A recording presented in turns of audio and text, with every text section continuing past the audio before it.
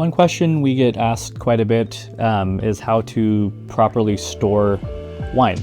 Wine is a living thing, right? So first thing first, we want to keep wine out of heat, out of sunlight, and away from oxygen. Of course, keeping it in a cold, dark cellar is a great way to do that.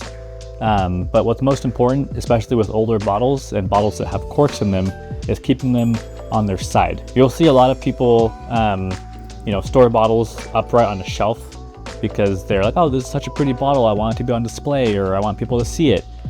Okay, cool, but you're probably gonna kill the wine. The reason we keep bottles on their side is because of the cork. Corks are porous and they absorb moisture. So if a cork is left out without anything touching it, any liquid touching it, it's going to dry up and disintegrate. Keeping bottles on their side keeps liquid in constant contact with the cork, keeping it moist and plump and essentially filling in that gap.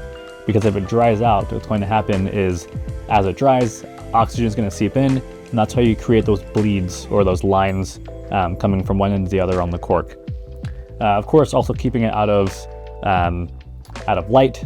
Light can be very damaging to wine, as well as sunlight, of course. Sunlight doesn't only provide UV, but it also provides heat. So keeping it away from light and heat is also important. You don't want the wine to be madderized or cooked. Perfect temperature is right around 55 degrees.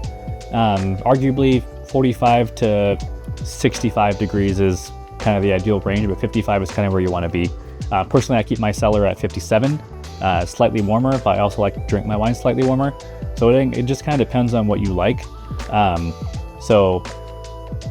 If you like a white wine that's a little bit warmer, keep it warmer. If you like it a little bit colder, a Pinot Noir that's a little bit colder, keep it colder.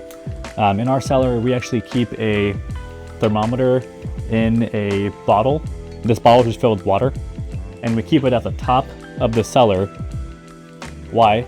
Because heat rises. So the bottom of the cellar versus the top of the cellar is going to be pretty different temperature-wise. Not huge, but it's much colder down here than it is up here.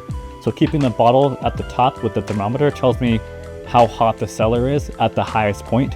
So if this is at 62 degrees, which is pretty good for right now, everything below that's going to be colder. So these are probably at around, if I had to guess, 58, 55 degrees, which is near perfect to our temperature conditions.